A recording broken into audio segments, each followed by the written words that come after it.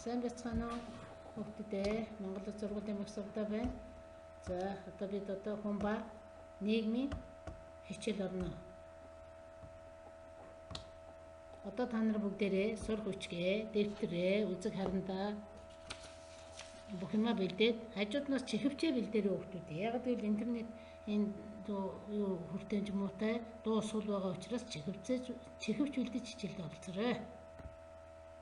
За өнөөдрийн бидний үзэх гэж байгаа хичээл бол өөрт хэрэгтэй мэдээллийг хэрхэн олж авах вэ гэсэн хичээл байгаа. Энэ маань энэ шинэ мэдрэлийн хичээл номер 1 анхны хичээлээ.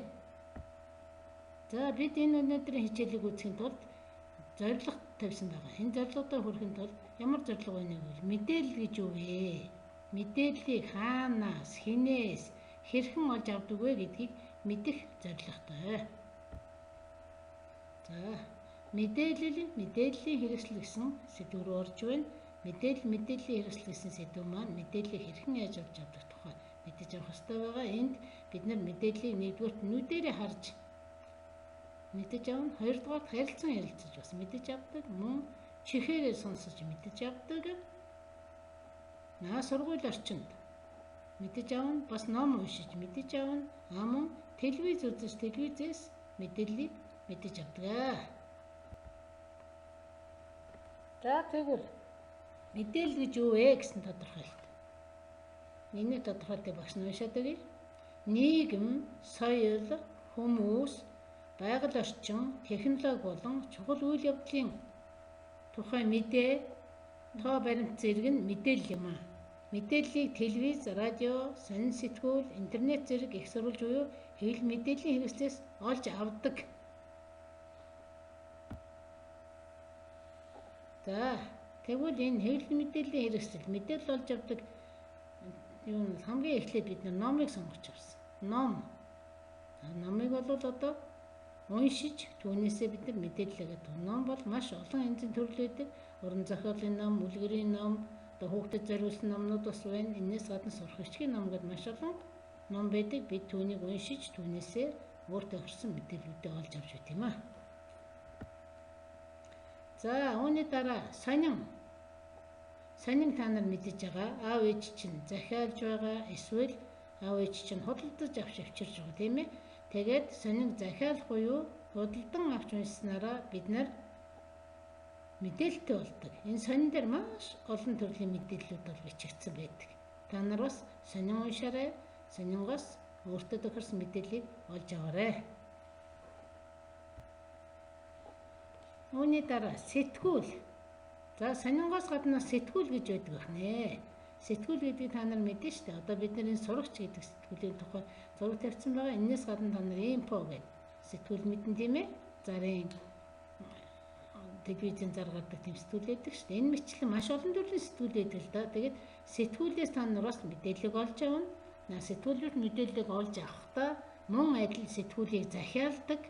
Захиална гэдэг нь мөнгө төгрөгөө өгөөд сэтгүүлээ авчирч уншд юм аа. Мөн захиалгаас гадна худалдан авч бас уншиж болно.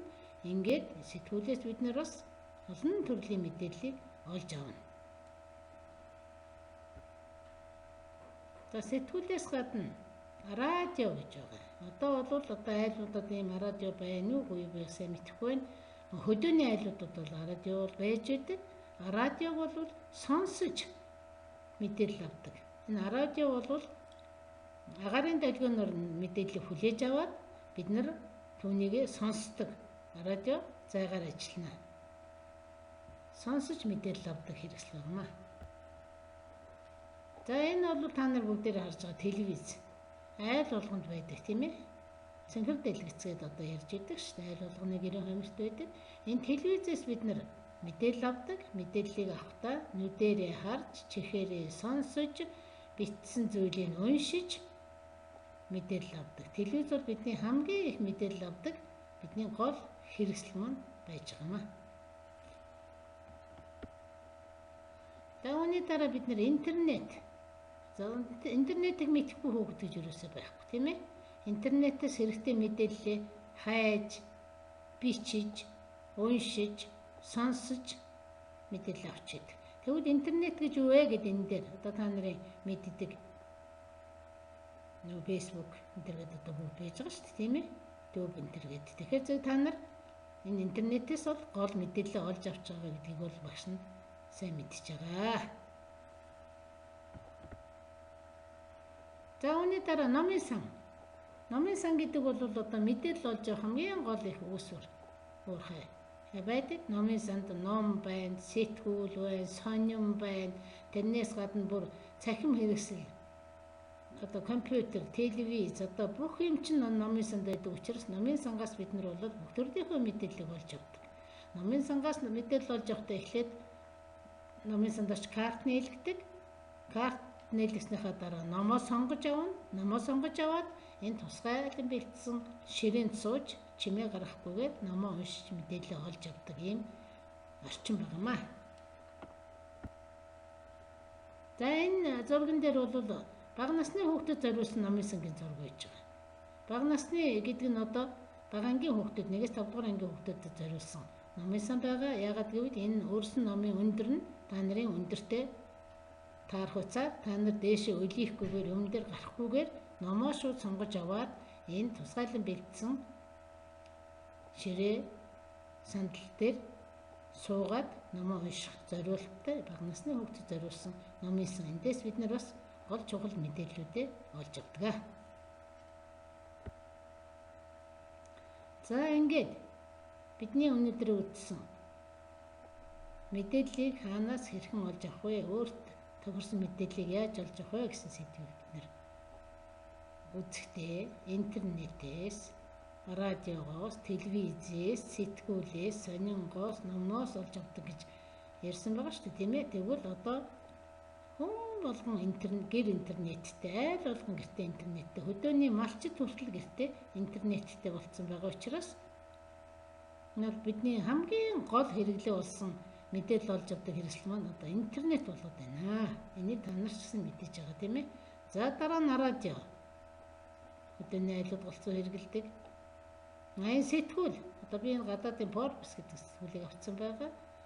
Монгол сэтгүүлүүд зөндөө би гадаадын сэтгүүлүүд яагаад би Forbes сэтгүүл авсан гэхээр та нар бол англи хэл үзэж байгаа. Англиар уншиж чаддаг учраас одоо англиар бичсэн сэтгүүлүүдийг бас захиалж үзэж байгаарэ гэж хэлэхээр байна. Мөн номноос олж авдаг, тийм ээ. Хүүхдүүд номын сан сууж болно, гэртээ уншиж болно, цуслан дээрээ очиод гадаа сайхан модны сүдэр твтээд бас номоо уншиж болно. Энэ мэтлэнгээр бид нэр энэ олон мэдээллийг олж авдаг юм аа.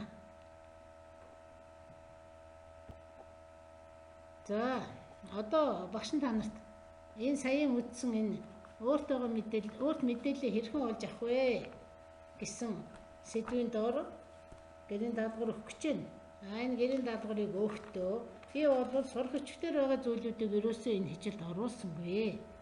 Ерөнхийдөө яаж мэдээлэл авдаг юм бэ гэдгийг энэ слайдуудаар харуулсан учраас одоо та нар сурах хүчгийн 27-28 дугаар хуудсыг уншина. Сурах хүчгийн 27-28 дугаар хуудсыг уншаад мэдээлэл гэж юу юм? Мэдээллийг хэрхэн олж авдгийг, мэдээллийн тусламжтайгаар өөрийнхөө авиасыг яаж хөгжүүлдэг юм? Мөн асуултанд яаж хариулах юм? Бас сургуулийн номын сан гэж юу юм? Сургуулийн номын сангаар бид нар яаж аялд юм бэ гэсэн тухай номноос сурах хүчгээс уншина. Тэгэхээр сурах хүчгийн 27-28 дугаар хуудсыг уншаад 28 дугаар хуудасны тэр 3 хэсэг зургийн дээдлэлт байгаа 2 асуулт байгаа. Тэр 2 асуултыг сайтар уншаад 2 асуултанд хариулт өчнө. Жишээлбэл хэвлэл мэдээллийн хэрэгсэл гэдэг ойлголтыг тайлбарлана уу гэсэн асуулт байгаа. Энэний хариулт нь яг тэр дээдлийн хэсэгт нь байгаа. Дээдлийн хэсэг их дотор энэ хэвлэл мэдээллийн хэрэгсэл гэж юу юм бэ гэсэн